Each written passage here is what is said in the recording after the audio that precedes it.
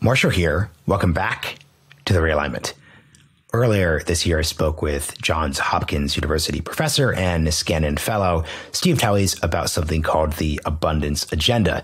Basically, the idea is if we look at and diagnose American politics right now in so many different categories, everything from housing to manufacturing to technology and infrastructure and, of course, energy, we see that Americans just don't have enough access to these goods and services.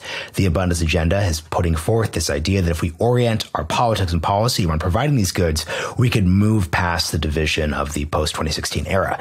I'm excited then to follow up on so many questions that I got from listeners about the abundance agenda by speaking with Derek Kaufman.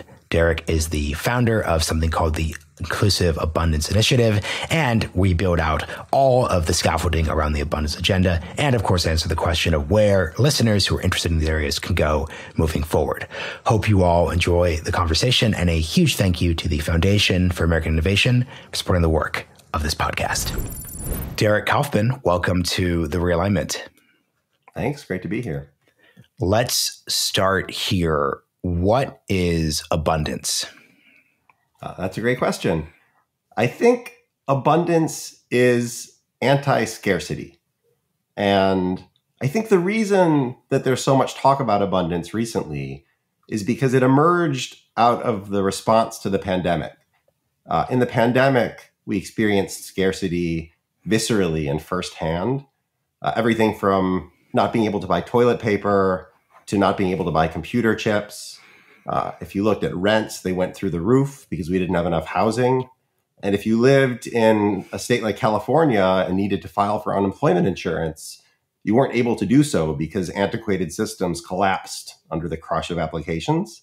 And so in so many ways, with how our government performs, with where we live, with how supply chains worked, we saw failures in the design of a variety of systems. And right after that, people began to talk about abundance as an approach to refine these systems, to change the incentives, and to make things work better. And I think that that's the genesis of this current movement. Let's focus on the word scarcity, because I definitely get what you're saying around a lot of folks, especially Derek Thompson at The Atlantic in 2022. He has his great What is the Abundance Agenda piece that I'll link in the show notes here, along with a bunch of other materials that y'all have put together. But obviously, most people, though, at a visceral level, aren't purely thinking about 2022 COVID scarcities, 2021 COVID scarcities at a lived experience level, to kind of borrow a term from the left here. What do you think broadly about the idea that America in the year 2024, though, is experiencing scarcity broadly across a bunch of different areas, housing, education, healthcare? Speak to that side of the scarcity issue. Yeah, no, definitely. I think that when we look at how difficult it is to build things, and Derek talks about this, Ezra Klein talks about it, Jerusalem Dempsis talks about it, Matt Iglesias talks about it. You have these wonderful young thought leaders who look at what America should be achieving in the year 2024 and where things are. And that gap is very frustrating for people. And so as you said, housing, there are a lot of rules and regulations that make it difficult to build housing. If we look at the transition to energy abundance and sustainable energy abundance, there's a lot of technology that would enable prosperity both in America and abroad, with solar and wind and nuclear and geothermal. And it's very hard to actually build those things and connect them to the grid. And if you look at how government works, we should have much better designed tools and technology when you interact with the government system. And yet it can be Byzantine in how that works. And, finally, with innovation, we saw miracles of modern science in the US, going back for our entire history. America has been a beacon of innovation, and that innovation has led to productivity and prosperity, but we're not seeing as much of that lately as we could have. And so I think all of the aspirational vision of what our country could be is driving abundance. Abundance is inherently a very optimistic word. I think so much of our political discourse is divisive and negative, and identifying problems and tapping into kind of anger and polarization rather than identifying solutions. And abundance is all about finding solutions to these problems. And what I love about what you just said around tapping into energy at a policy level that can be very positive is that if we think about diagnosing the problem of scarcity, it gives us a very empirical, if even technocratic way of framing our politics, which is, okay, here is the problem. The problem is if you're 18 years old or you're a middle-aged millennial who's transitioning from just living in an apartment or renting, there probably isn't a house that you could afford. Your healthcare is probably too expensive. If you're an 18-year-old looking to actually go to a great college, there aren't enough seats. We can just actually frame our politics around, let's have there be more seats available when it comes to education. Let's have it be where we live in a country where housing's available for you. So just speak to that part, because I think it's too often easy from a centrist perspective to say, why can't we all just work together? But that doesn't actually take you far enough. By just framing this around increasing X, Y, and Z, that seems to be a huge opportunity. Yeah, no, totally. And I think that this question of like, what is a centrist or moderate and what is us all working together versus how would you actually design policy and political coalitions where you don't have to work together all the time and you don't have to agree on everything all of the time, but you can find the center-right framing for answers for a lot of these things, and you can find the center-left framing for answers for a lot of these things, and they can move along in parallel, and that creates the space for there to be deals down the road. I think to touch on your last two podcasts with Steve Teles about the rise of the abundance faction, a big animating principle behind us starting the Inclusive Abundance Initiative and behind this project was, how do we create both the policy expertise and the political incentives and the political support to create a community that can work together to solve these problems, maybe in slightly different ways. The conversations I've had with former colleagues from finance, many of whom are center-right, the conversations I've had with many of my other friends and people I've known over the years in center-left politics, when we sit down and have lunch or breakfast together and talk about this abundance framework, and then actually talk about the specific kinds of answers that might be achievable, there's a remarkable amount of agreement that has been surprising to me and actually quite encouraging. And I think abundance is tapping into that potential.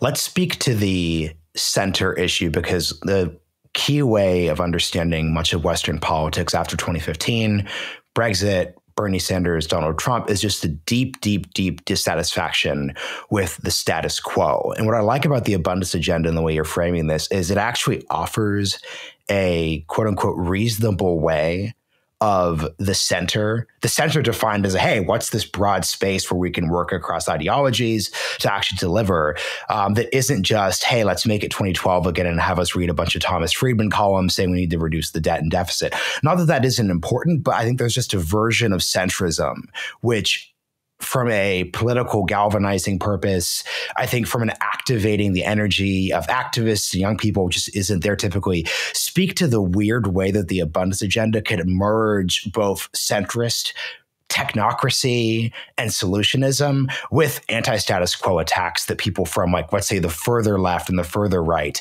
not in a culture war sense, but just in the sense of like, hey, I'm kind of populist. What is there for populists if they're thinking about this? Right. No, it's a great question. It's a really hard question. Jim Pethokoukis, who's at American Enterprise Institute, wrote a book called The Conservative Futurist. And in this book, he talks about not left and right, but upwing and downwing. This is an older concept dating back to the 70s. Both the far left and the far right have a lot of downwing vibes. So it's about anger, it's about victims, it's about enemies. Obviously, they have different groups that they would pick on as the problem. But much of the solutions are to shut things down. On the far left, you see kind of like a degrowth mentality where we need to have fewer people to protect the planet. We need to, I think, implicitly leave people in poverty, supposedly to protect the planet, ignoring that there are other ways, there are abundance ways there. And on the far right, you see, protectionism and nativism and all sorts of things that are not actually answers to problems. They're more just exacerbating people's genuine fear and disappointment with how things are. So abundance is inherently upwing. It is an answer to those problems. But I think, calling it centrist or moderate, what's always been interesting to me, it's sort of like, do you want a bowl of lukewarm soup, right? Like, very rarely do you want that. I think moderate, most people are moderate, right? Like the vast majority of people live their lives. They're not deeply engaged. They don't want to be riled up by things that are extreme. They're not paying attention to a lot of those things.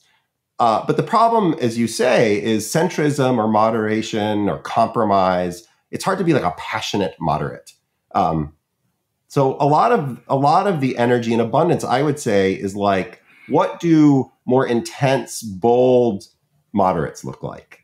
And I think it's a subset of moderates. And so I think abundance to me is in the direction of moderation, and that it is not on the extremes, but it's really like a vibrant moderation that I find very exciting. And I do think animates the younger generation in particular. I'd love for you to speak to a bit of feedback I got after the Steve Teles episodes. So those were, and I was actually kind of shocked by this because I just connected with Steve. We've talked for a couple of years, but we just put together the episode because he had his abundance factionalism piece come out in National Affairs. The future is faction. So many young, politically ambitious folks reached out to me. So we're talking about Hill staffers who are very policy wonky and working on Capitol Hill. I had a bunch of founders reach out. I also had, though, state and local politicians who said, I've been kind of looking for a thing that I could attach myself to or could articulate problems I'm experiencing on the ground. Talk to me about the political side of abundance, because if we're looking at these post-2016 intellectual movements, my theory of the case I developed is intellectual ideas are great. They're really important. I obviously believe in them, but they need to offer a solution to everyday politicians who need to win primaries, who need to manage their coalitions, who need to actually be compelling in the general election. If you're a young person, you need to kind of find an niche. What does the abundance agenda offer folks in the categories I've just really described? Yeah, I think to start that answer, I would go back many years. The Millennial Action Project was founded by one of our board members. His name is Stephen Olakara. Now it's run by a great woman, Layla Zidane. They changed their name to Future Caucus, in part because millennials have gotten old and Gen Z is coming in. And so I think the name was, hilariously, with the passage of 12 years, dating itself. The policy ideas, the intellectual underpinnings of people like Steve Teles, the narrative in the media from some of these young journalists, like these are all components of how society changes. What I thought was so interesting about the Steve Teles faction paper, and by the way, he had written an earlier paper in 2019, The Futures Faction, which was actually deeply influential on how I've been thinking about this. The parties are amalgamations of sub-parties. Mm-hmm. And one of the challenges we've had, I think, in the area of social media and more fragmented news coverage is, ironically, the parties have become more nationally homogenous. So, it used to be that a Massachusetts Democrat could be, a different thing than a Montana Democrat. And certainly, obviously, as Steve had said in your episode, than a Southern Democrat. And similarly, like California Republicans used to be a different thing. And one of the great parts about state and local is that, you can have different brands that are tailored to the regional needs, and they don't have to conform to some consistent set of standards. I think what's been interesting to me is if I ask most people their view on gun control, I could immediately tell you their view on abortion. Right. Mm-hmm. And I could immediately tell you their view on a whole host of very divisive social issues. And similarly, if I ask someone their view on the Green New Deal, I can probably tell you their view on universal basic income or a job guarantee or Medicare for all. And those portfolios have become driving factors of what the party's alignment looks like. What I think abundance is, it's a new community of yes in my backyard people. Or YIMBYs, eco-modernists. The Breakthrough Institute has in the West Coast, who's working with us and some of our other hosts on a conference, the progress studies people, so how we do innovation, the government capacity people, how do we make government work better? So these are 4 groups of people that might not necessarily know they have things in common, but I think abundance is an umbrella that's creating a new community across those, as your word, like technocratic, which is a word that some people malign. I kind of like the word. Data-driven, evidence-based, systems thinking policies. Abundance is not going to be its own party. And we can talk about, the idea of like third parties, which I'm pretty negative on in our first past the post voting world. But it could certainly be the nucleus of factions in both the Republican and Democratic parties, and certainly in the state level. That's a different set of issues and a different alignment that provides this kind of optimism for younger legislators. Yeah, and the key thing here, what I really want to emphasize for folks, and what you basically just said here, and this is why I'm excited about the abundance idea, is that you nor I nor any of the abundance intellectuals and activists I've really encountered, none of us are doing the very 2010 centrist thing of saying, oh, all these social issues, they just don't matter. And actually, if you're like a Texan who's like very conservative and you're like riled up about CRT, or if you are a, let's say, Californian who takes like the opposite end of those issues, we're not telling people they need to ignore their values-based beliefs in that category. We're saying, to the side of all of that, there's this broad set of issues that we could actually articulate a lot around. So really, I'd love to hear from you because you're on the board of Third Way. Can you talk about your sort of inside the conversation perspective on how centrist politics and this conversation around reasonableness and moderation, how has it really evolved over the past 8 years since 2016? Right. I will answer that in 1 second. I want to just give one other. This is your platform, so go for it.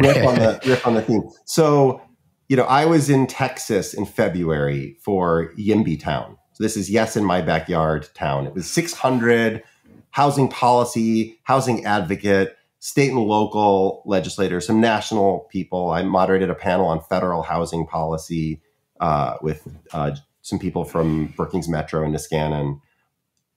The main stage had Greg Gianforte, who's the governor of Montana, zoom in to talk about the land use and zoning reforms that they enacted with mostly Republicans in Montana.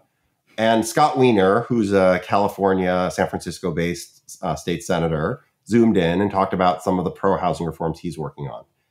And it's probably not a great idea to get Greg Gianforte and Scott Wiener talking about social issues. Like, I imagine that those are the two poles. Like those are the perfect politicians set up in that sense. Those are the poles. But on housing, they had a meeting of the minds. When you look at Texas, Texas is installing more wind and solar than the next state by a factor of 2. And they're not doing that because their values are climate change.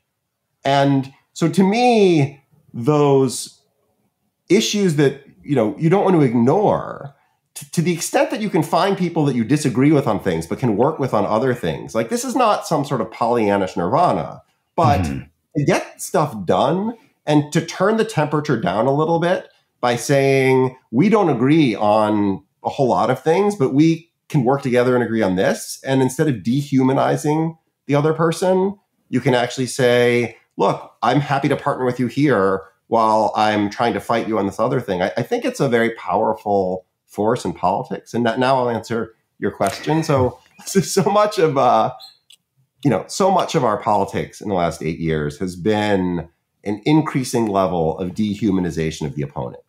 And if you look, there's some surveys. How comfortable would you feel if your child married someone of the opposite party? And the people who are, something like 80% of the people would be upset if that happened now. This used to be like a variety of other tribal differences that would upset a parent if their child married outside of whatever tribe. But the fact that political party has now become that divisive, this is just not great for our country. On Third Way, for years, Third Way has been a center-left force of great policy ideas and coalition building, where the theory is, the far left may share some values with the center left about what society should look like and what we should do to create opportunity for more people and the role of government. But there's like extraordinary divisions at times in terms of tactics and answers.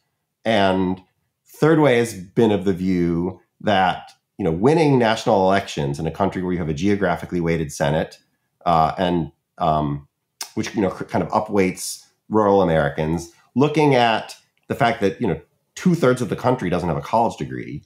And, a lot of the kind of elite liberal framework comes from college educated people. And, what are you doing for the majority of the country that doesn't choose that path and doesn't want that path? Designing a politics and a set of answers for those people and in that geographically weighted framework, I think, is the key challenge for the Democratic Party. And, I happen to believe that abundance is one of the sets of answers that works. And this is a perfect follow-up on your point around third parties, because once again, what I found so exciting about Steve's faction piece is, for a variety of reasons, I think third parties are dead ends. But this offers an alternative framework for thinking about this, which is like, let's say you're an increasingly centrist or right-leaning San Francisco tech Democrat person. The pitch here isn't, hey, you need to start a third party that is going to flame out for various reasons. We've run this experiment with third parties so many times. I think we just have a generic answer within this framework. The actual point is the abundance faction could be a faction of tech-centric, positive, sum-centric people who could organize various ways within the Democratic and Republican coalitions. You see crypto doing this on the right. Very, very, very clear. I just did an episode on sort of like the crypto coalition, how it's impacting politics. What can abundance then offer folks who are skeptical of the status quo in both parties, but then doesn't require them to take the unproductive step of building up either a third party or investing 10 years in political reforms that could make those parties more viable? Because it's not that we couldn't change the system to make that much more friendly. It's just sort of, I remember reading a lot of these 2018, 2019 era books about democracy reform and new systems. We've kind of run that experiment. It's not that there isn't something positive to be done there, but I would just like there to be alternate avenues for activism, engagement, and once again, the activation of these young politicians and staffers who are actually really compelled by these issues. Yep. So much to unpack there. I think there's probably like 3 separate questions. Yeah, take all of them. Yeah. So I'll try to remember them all. The first would be for democracy reform. So, this is something that I think has become a little left-coded.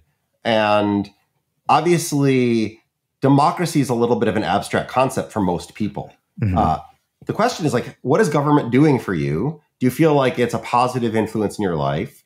Do you feel like the institutions are living up to their promise? When you go to the DMV, do you become radicalized by the line? If you try to file your taxes, do you become radicalized by the complexity?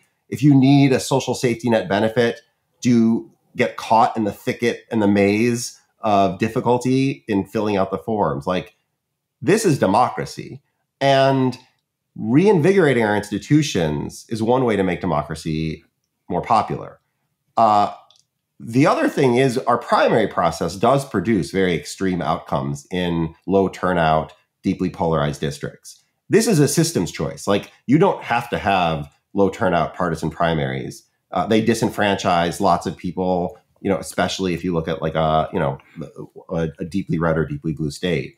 And some of the election reform stuff, which I would say is a piece of democracy reform, can be an abundance policy in steering people to have more representation and have more moderate candidates come out of that. If you had a magic wand and could do things like open primaries and ranked choice voting generals and multi-member congressional districts, you could actually have third parties exist, right? So the reason there are third parties in some European countries is not because their third parties are more popular. It's because they have different representation systems. So with that said, No Labels had talked about a third party unity candidate. Third Way was very forceful in showing that is almost always a spoiler. Because we have a winner take all, whoever gets the plurality of the votes wins. And so the analogy I would always give is that if there are like savory people and sweet people, and they're kind of fighting for who gets to 50-50, and then the sweet people split up into dessert chocolate dessert people and berry-based dessert people, then the savory people are going to win every election because you've divided. And so as soon as you have that third party's a spoiler. But the faction idea is how you can actually create fulcrums of power within parties in a winner-take-all system. And so if you look, the House New Dems, which are very aligned ideologically with Third Way, and I think many of them are very abundancy, they are 100 members of Congress. You don't see them on Twitter as much. Like, they don't get the coverage, but there are a lot of nerdy, wonky, technocratic members of Congress. And on the right, there are many nerdy, wonky members of Congress. Examples I would give here, Todd Young, who's a Republican senator from Indiana, and Chuck Schumer, who everyone knows, liberal Democrat from New York, were the co-sponsors of the Endless Frontier Act, which became the Chips and Science Act. And that was like an innovation policy, more R&D, onshoring some critical domestic supply chains. So that was a bipartisan bill. Most recently, and I'm really excited about this, Barrasso and Manchin in the Senate have a permitting reform bill that will make it easier to build the energy generation we need and to accomplish the objectives of the Inflation Reduction Act. So this is a Wyoming Republican and a West Virginia Democrat. This bill passed 15-4 out of committee. 360 environmental groups said it was a gift to the fossil fuel industry. So there's a far left take. Jesse Jenkins was on Jerusalem Dempsis recently and said, conservationist has the word conservative in it. And actually, keeping things the way they are is not the status quo is not the right answer to the climate crisis. It's just building a ton of wind and solar and nuclear and geothermal. And if some natural gas also gets built, that I personally think that's fine. I'd say abundance is fine with all of these energy sources, where luckily the pricing is now favorable toward renewables. But this would be an example of like an abundance faction inside the parties looking at permitting reform, looking at innovation policy. And so providing the positive incentives for politicians like that to take hard votes, that may be slightly against party orthodoxy is part of what the abundance movement is trying to accomplish. Here's what I'd love to hear. So it's easy for us to do an episode bemoaning scarcity and saying we need more things, and like, why can't we just have that? But obviously there are incumbents and legacy actors who benefit from scarcity. So can you talk about that dynamic? And this is true in housing. This is true once again in the energy category you just described. How should we understand? Because we're in the difficult position here of pointing out that like we should have a positive sum politics, but there are actually clearly factions who benefit from the status quo. So talk about the awkward dynamics here. Yeah, it's a great question. And there are almost no areas where you can make lots of people better off and no one is worse off. Right? So like if that low-hanging fruit were lying around, I think we would have picked it. Yeah. So generally speaking, there are trade-offs and there are choices. And in a lot of ways, we've organized our system where someone who is worse off by a policy they're more organized, they're usually louder, and in many cases, they have a veto. Nick Bagley has looking at the procedure fetish. There's many other legal experts where there's like a vetocracy, where you let one aggrieved person thwart diffuse public good because of a process. And so we can give some examples here. One of my favorite ones is H&R Block and Intuit for years lobbied against people being able to file their taxes directly with the IRS for free. So the IRS had kind of an interface where you could free file, but through a tax preparer. And H&R Block and Quicken offered the service, but then they would often try to upsell you. So as soon as you had a question, we've all experienced this. Then it's suddenly $200, which is different than free. And there's a lot of reporting where they spent tens of millions of dollars lobbying to prevent the IRS from introducing an actual direct file free product that doesn't have an upsell. Last year, for the first time, it was called the IRS Direct File Pilot. About 140,000 people across several states, many of whom did not have their own state taxes. Because you have to, in order for there to be a state with its own state tax, you need to do an integration. So someone doesn't have to file separately their state and federal. But this was a product that was released. And some people with much lower burden were able to file their taxes directly. So this was a case where like diffuse good won over a couple special interests.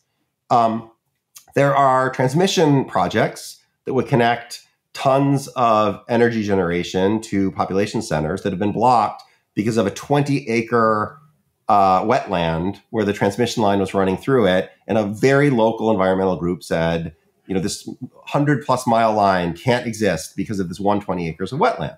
And don't get me wrong, like it's very bad for that 20 acres of wetland, but there's trade-offs. Mm-hmm. I think the most interesting example recently, the New York Times had run an article about a SpaceX launch. And the headline was basically like 9 birds got killed in the recent SpaceX launch and how terrible this was. And, I feel bad for those 9 birds.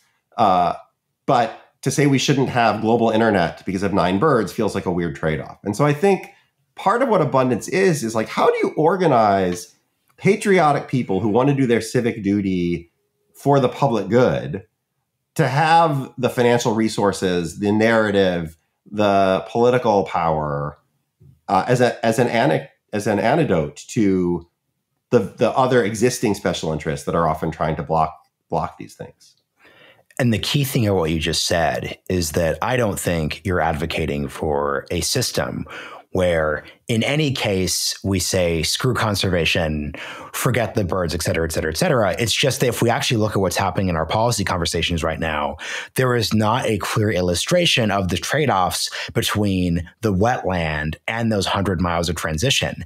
And if we're focusing on this from an abundance perspective, we're forced to have the conversation at that level. And we don't have a situation where the folks who are focused on the 9 birds have disproportionate ability to win out in the actual policy discussion and the debate over those trade-offs.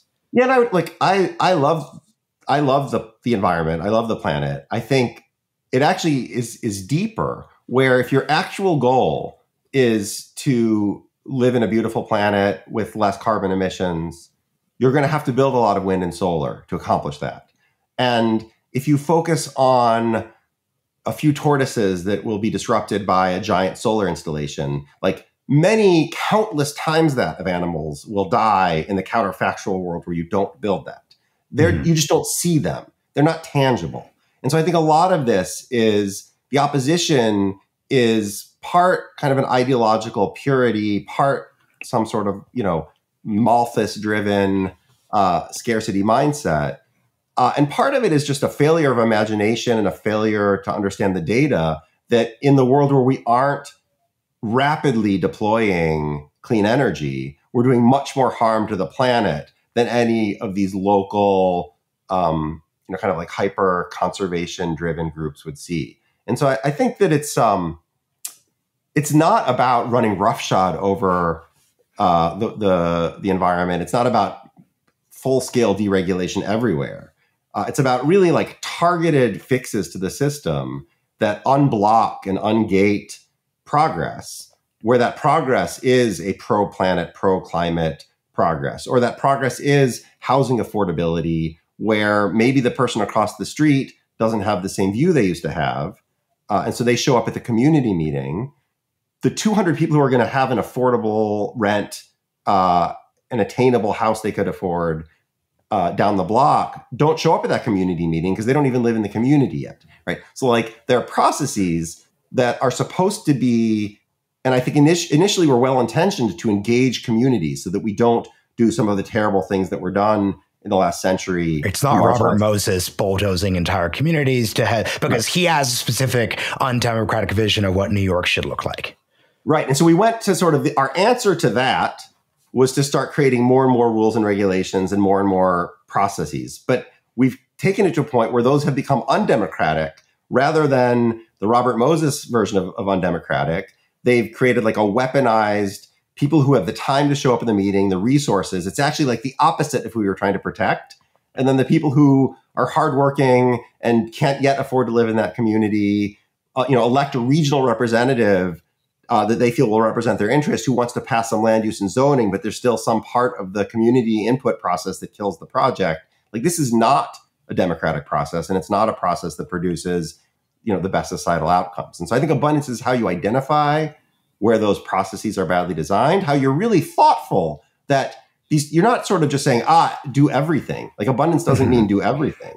It means actually weigh the evidence on both sides of the scale, actually think about what are the inherent trade-offs, and then where the inherent trade-offs are overwhelmingly balanced for public good, but the process is designed to create a veto that one special interest has, those are the things that we need to be dismantling. Yeah, and this is a perfect pivot to, I'd like for you to discuss the national versus state and local focus when it comes to the abundance agenda, because you listed off a few minutes ago Endless Frontiers Act, which turns into the CHIPS Act, which is about upscaling American semiconductor and regional tech hub capacity. And then you were also speaking about permitting reform. Those are very national in focus. But obviously, if we're talking about things like housing, if we're talking about a lot of those issues, like let's say you're in Texas and you're locally an environmental activist, there's that balancing act. So how do you think of the distribution between how much of this abundance project is about electing your abundance representative versus like actually the city council or some other commission is going to matter here? What's the balancing look like?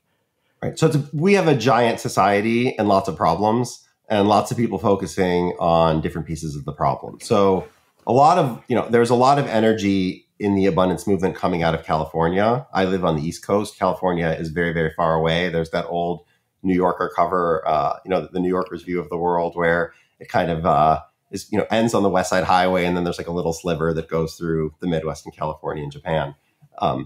So I think that the California abundance movement has made a lot of progress in changing how a deep blue place like California tries to fix some of the governance challenges it's had. That's not been my particular focus. Mm-hmm. I do live in the tri-state area and have been doing a lot of work with local New York pro-housing groups. We're a little bit behind here in the housing reform, but there's been a lot of progress and catch up that's attempted to be made. There's the City of Yes, which is a proposal to try to upzone New York. I think that there's answers at all the levels of government.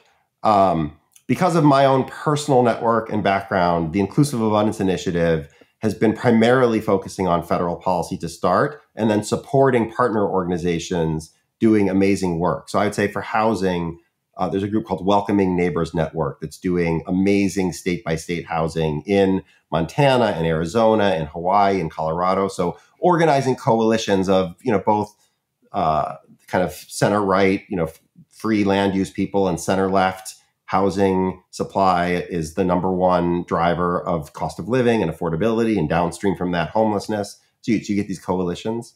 But I think that there are, even for things that are mostly local, like housing, there are federal answers. So there's a YIMBY Act bill that, again, Todd Young and Brian Schatz, who's a Democrat from Hawaii, have together. So again, it's like a bipartisan federal bill.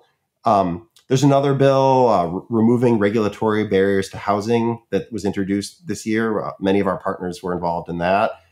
So the federal answers there so far are a little bit technical. So yes. One interesting thing to me, there's not a national consistent land use zoning and community process database. So if you wanted to study, when I move lever A, what happens to housing supply, what happens to prices, what happens to rent, if you wanted to model of these 6 changes I could make, which one would give me the most density, which one would have the most effect on rent, there's not a great way to answer those questions. And often, like, data is the first thing you need to start really solving problems. Similarly, the richest areas always have the most ability to hire lots of urban planners and lots of people who can think about the best zoning, whereas smaller cities and more rural areas don't have that capacity. So some technical assistance and block grants to help hire planners. So there's some things the federal government can do. I think that what's really important on housing, because so much of it is state and local, and because this coalition is new and slightly fragile, when the federal government starts doing things because of that homogeneity we had discussed in the parties, you can polarize something really fast. Mm-hmm. So I'm hopeful that we don't polarize housing because of too much federal legislation too quickly. I think a lot of it will be in the states. But I do think there's some levers that are a little bit more technocratic and not polarizing that the federal government can do. Let's talk about polarizing with housing. So I'm recording this in Austin. I live in the exurbs. I'm like right on the edge of the hill country. And something I've just picked up is a certain degree of hostility to the suburbs from a lot of folks who are in the like YIMBY movement.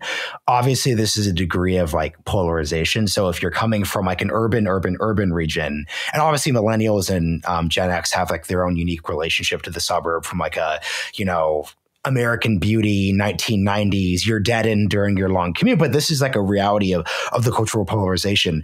Could you just speak to the values side of the housing debate? Because when I've spoken to a bunch of my like new right populist conservative friends, a lot of their hostility to YIMBY is basically, look, I agree there needs to be more housing, but I detect a latent degree of urbanist, anti-suburban, anti-car driving to speak to those. And we'll get to this in a second because there's going to be different flavors of abundance. So and I'm glad you are going to Texas, you're going to California, you're going to New York. There's going to be different flavors of what this actually looks like. But can you just talk to the cultural polarization, even within the housing abundance side of this issue, and speak to like the right-leaning concerns there?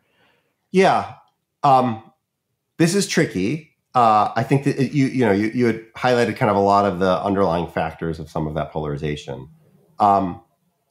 Many people move to suburbs because they want space, and they want their single family house with some grass and a fence and whatever your idyllic American dream looking single family house is. Even within a suburb, you drive 2 miles and things can change pretty quickly, right? So you get to the downtown part of the suburb where there's amenities, there's coffee shops and bars and restaurants and stores. And that can be much denser with 2 miles away still being green. The last thing we want to do in the suburbs is build 50-story steel and glass buildings 10 miles away from a train, right? Mm-hmm. So like I think there's a little bit of like a caricature that happens in these debates where kind of NIMBYs portray YIMBYism as some gigantic density, whereas often I would say things are sort of proportional to the area where they are. Mm-hmm. So when you're in a dense urban area, there's still a lot of 3- and 4-story buildings that could be bigger. And especially when you're near transit routes, when you're near kind of major bus intersections or major transit stops. And again, this is only like a handful of cities where there's even like a robust transit infrastructure. And then similarly out into the suburbs along major commuter rail stops. And here I would say like Stamford, Connecticut is an example where you have like a really big urban core, New Haven. And then you have 5 or 10 minutes away from that suburbs. And so I think some of this is actually like misdirected narrative where what increasing density looks like, if you do it in a consistent way that's proportionate with where people are, I think you can get much more buy-in. But also I think a lot of this is about choice and freedom. And like these are important values in America.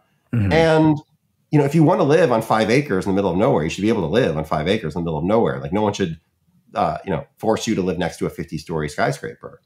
But part of this is also when you upzone the downtowns and when you upzone cities, land values are worth more. And so I think another thing that's confusing for people is they're worried that, more housing supply will make their house worth less.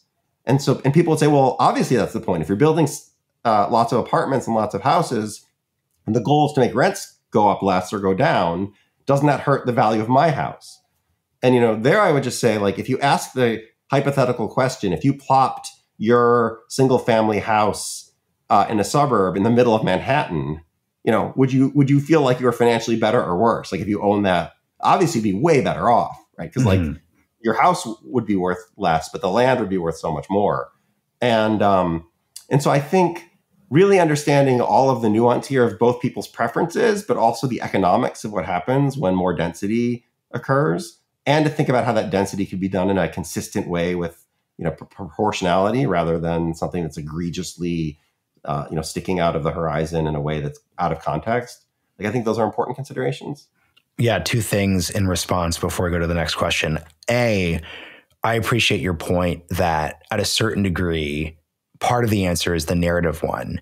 So let's not turn this into a debate of, do you want to live in a soulless, deadening, there are no sidewalks, you have to drive 50-minute suburb, or that's sort of like the YIMBY parody of the suburbs, or do you want to live in a urban hellscape where it's full of crime and you would live in your little shoebox apartment? Like, that's not the way people are actually experiencing. That's the online version of the debate. But if we're actually looking at how actual aging millennials, Gen Xers, et cetera, that's not the way people are actually focusing and living their lives. So we should focus less away from the narrative and more towards the actuality.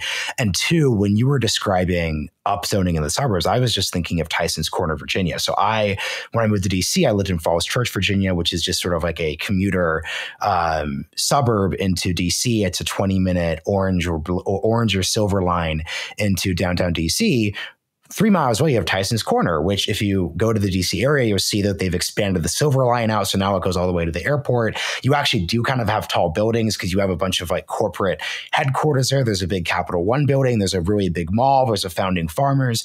All of those sort of like city-like realities have been transplanted into the outer exurbs. But the reality is you can actually do them both. I think that's like an effective model for thinking about this, because the key thing is that from the house I was living in right after college, you couldn't see the big Capital One building. You couldn't see Tyson's Corner Galleria, but we could take an easy 15-minute metro on a Friday night to go watch a movie. So that's sort of like a good version of how like these actually are very, very, very compatible. The more we're empirical about framing it, not like which would you rather be, Marshall, suburbs Marshall, or city Marshall. Rather, actually, there's a way to balance these things together, and we need to have processes that produce that outcome rather than one or the other. So here's something I'd love to hear from you. I am concerned, and this is a national media issue rather than anything I'm blaming on any activist, that too much of the NIMBY-YIMBY debate is framed, and this is about San Francisco, this is about the Bay Area, this is about California, which, because coming, from Texas here, you're obviously in the tri-state area. There isn't anybody who wants to say we're modeling our politics off of what they're doing in San Francisco. So could you speak to like the different breeds of abundance that you're seeing when you go to Texas, when you're in Connecticut, and then going into New York, obviously, and then obviously the California version? Because I just don't want this to be basically, let's center this conversation what's happening in California or the West Coast. Right. I mean, funny enough, the Montana narrative around passing their land use and zoning is we don't want to become California, so we need to upzone in ways that prevent that outcome. So I think you're tapping into something with your Texas hat on that the Montana narrative also drew upon. I think it just gets back to this, different levels of federal jurisdiction and state and municipality. Abundance is an exciting approach. So when you say like, what is the abundance agenda? I think the abundance agenda follows from an abundance approach. And the abundance approach is data and evidence driven. It's looking for wonky fixes to systems that produce bad outcomes. And different places have different systems. And so you can't say that there's a one size fit all answer for what to do to change a system. But you could say that there is an approach that can be applied situation by situation.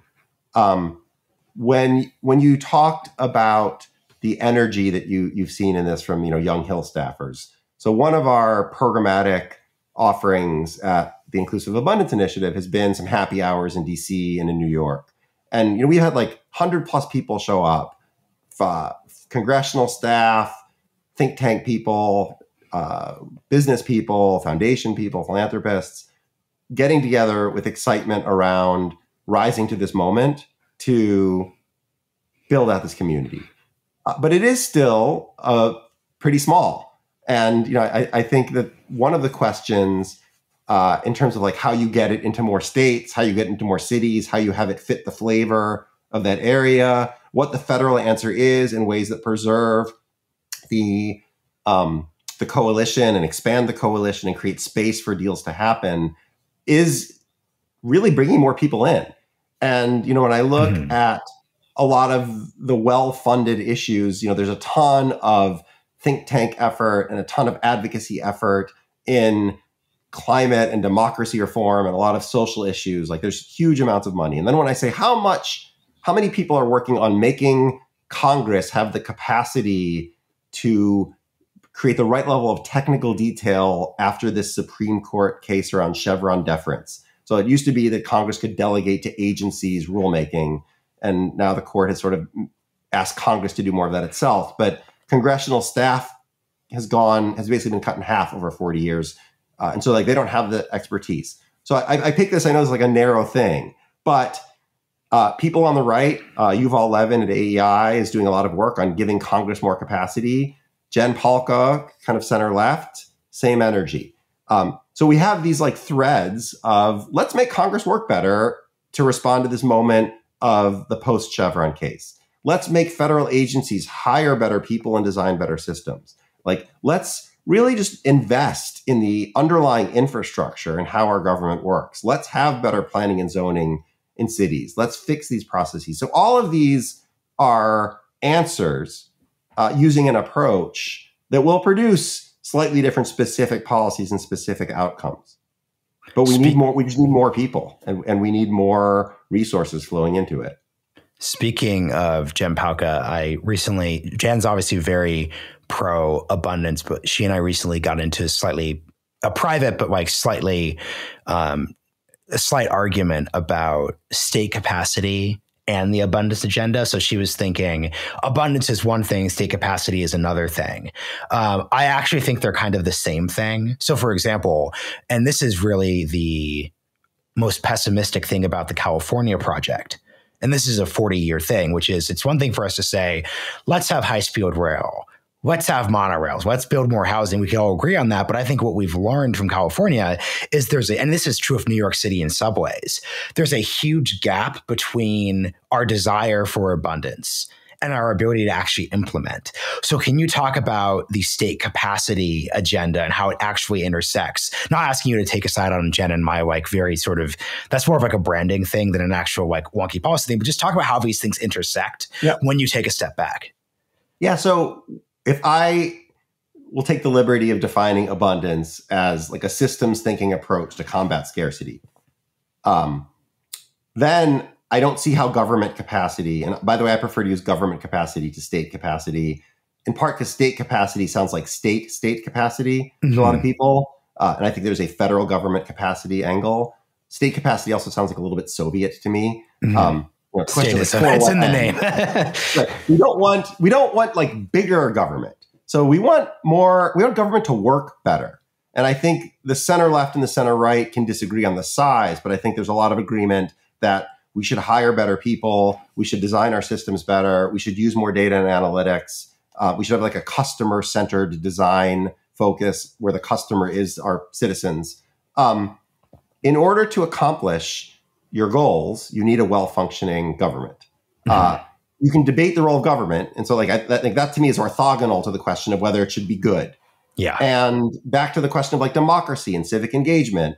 If you look at people's opinions of whether the federal government can solve problems, it's just been trending down. And some of that I think is our political polarization, but some of that I think is just that people know what good looks like. And in many cases, government isn't there. So I'm a firm believer that government capacity, institutional innovation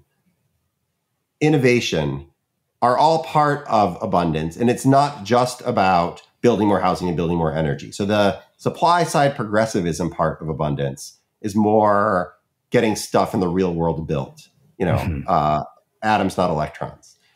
I think underpinning that is government capacity, which to me is just like making government work better and having the right resources to accomplish our society's objectives.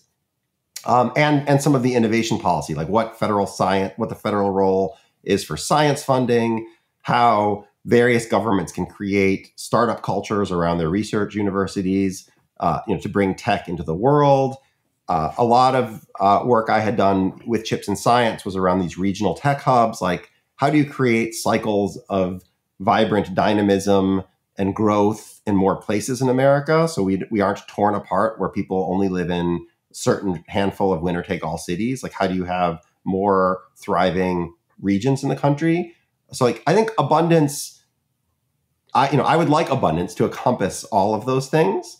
The question is how much of that happens organically and how much of that is a little bit forced. And I think this initiative, this project will learn. But I hope to see it included. So last section here, we'll talk about the Inclusive Abundance Initiative. Just for clarification's sake, just because there's a serious right listenership and left listenership to this podcast, explain the title, what you guys are working at, because there's just if we're starting the episode off by saying we need to avoid culture wars where possible, there's definitely a listener who's sort of thinking okay, so is the Inclusive Abundance Initiative sort of reframing diversity and equity language? So that isn't what it means. Being very clear here, and there's a serious thought behind it. But just please give your articulation. I love the question. I appreciate the question. You're not the first person who's asked the question.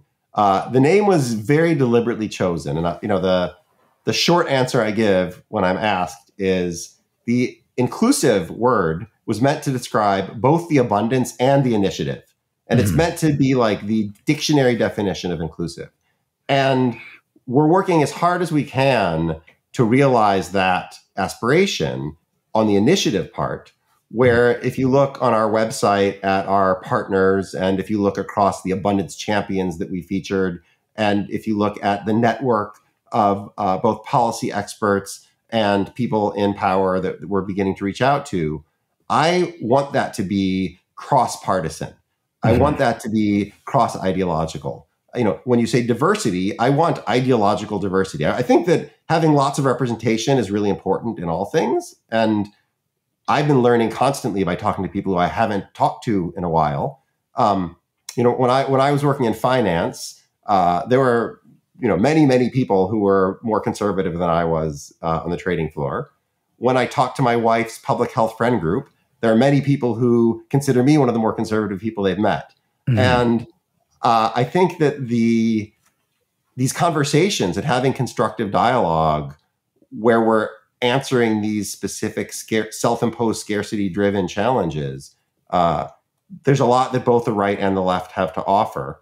I also would like the abundance to be inclusive. And I think of that along all of the axes. So we had mentioned kind of this regional tech hub concept. If you look in America, there are a lot of cities that have not benefited in the last 40 years of automation and globalization. And I think a lot of the kind of instincts that you see in various extreme parts of our political movement are answering the pain that those communities feel. And that's real pain. And there is a little bit of a vicious cycle, virtuous cycle dynamic that happens in places. So when you start losing jobs and start losing employers, then you start losing amenities and people start to leave and you have a brain drain and it becomes very hard to recover. Some places have recovered. I think Detroit is an example of a place that's come a long way toward recovering. I think that there are lots of vibrant, smaller and medium-sized cities. I'm not going to name them all because the one you forget to name will be mad at you. But to think about how we get geographic inclusion, that we get kind of socioeconomic status inclusion, right? I mean, we want people who were born into very difficult circumstances to live their best life. And I would say that the zero-sum framing that has infused some of the debate around things like the child tax credit, which was a big project I had worked on before, getting resources to families to raise their kids so the kids can live their best life is a smart investment we can make as society. It's costly, but having a workforce that 20 years after they're born isn't ready to deal with the challenges of the world is even more costly. And so I think that a lot of the, this is more of a human potential part of abundance, which has not been our focus of this conversation. But I think making smart investments, removing burdensome regulations, finding areas where people across the ideological spectrum can solve problems together, organizing diffuse public good against narrow special interests, all of this in the abundance framing, I think, is the way that we can rise to the very intense challenges we face as a society and come out with some hope. So for the last question, which takes us into the obvious, where should folks who want to learn more go? Just from your website to sum up the Inclusive Abundance Initiative, 3 main areas: institutional innovation, human potential built environment. Can you just sort of offer the quick talking points top line on those 3 areas, and then offer folks a suggestion for where they should go to learn more about the work that y'all are doing? Yeah, thanks for the question. The first thing I would say is our role in this ecosystem is to be a great partner to people doing amazing work. And so if you look at our institutional partners and our abundance champions, which are featured on the website, and if you look at Abundance in Action, where we have a curated list of new writing that's coming out, there's an amazing amount of energy.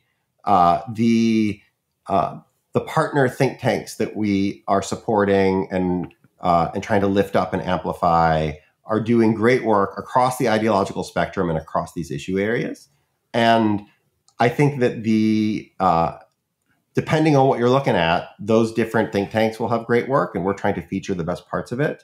Over time, we're doing conferences and convenings. We're going to have more and more content that we start publishing that is like a TLDR series of policy recommendations. I think one of the problems with the world is there's a lot of long white papers that no one has time to read. How do you create a distilled executive summary version of them? So we're working on that product. And I think that some of the writers that we've discussed are constantly putting out good pieces. So Ezra Klein and Jerusalem Dempsis and Derek Thompson and Matt Iglesias, among others. And in general, we have a newsletter, so feel free to sign up for the newsletter and you can stay updated. That's at the bottom of our website. And to the extent people have ideas, join the movement. Join your local community board and say yes to projects, run for office, support some state rep, and start feeding them ideas that can make our society better.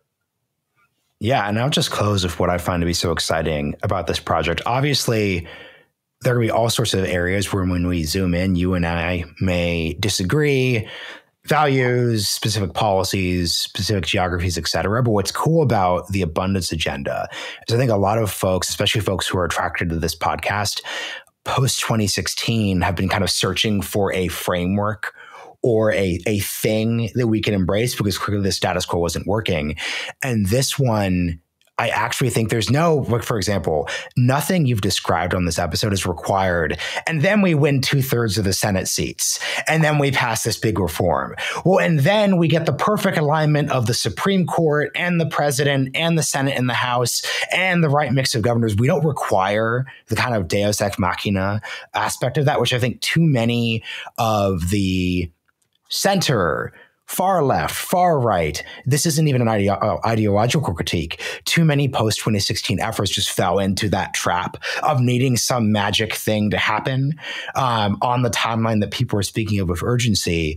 This is something which, to your point, has already happened. We've already started making these moves, but there's no magic switch that needs to be flipped. So that's why I just want to keep signposting and throwing people this direction, because I think that's just so motivational. And I think that's personally what drives the really intense interest I got from listeners, because they're oh, wow, this could actually be the thing.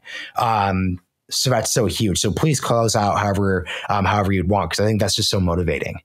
Well, thank you. That was beautiful. I would just put a slight finish on that, which is it's also more durable. If you need something where all of the stars and planets have to align to get it, then you know that it's going to be attempted to be unwound as soon as there's the next election.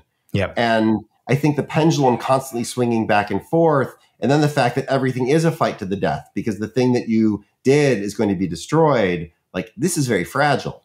Whereas it's not even small ball compromise. A lot of these things we could do are actually very big and very impactful. They're not moderate, but they're pragmatic and they can tap into what 70% of America wants. And so I think that this framework and this process can also produce things that are much more durable and enduring, which, not only do we get great things done, but we also then don't undo them 2 years later. Excellent. Derek, thank you for joining me. On the Realignment, folks can find all of the links to our referenced articles, papers, the initiative itself in the show notes. Thanks for all you do. This was really fun.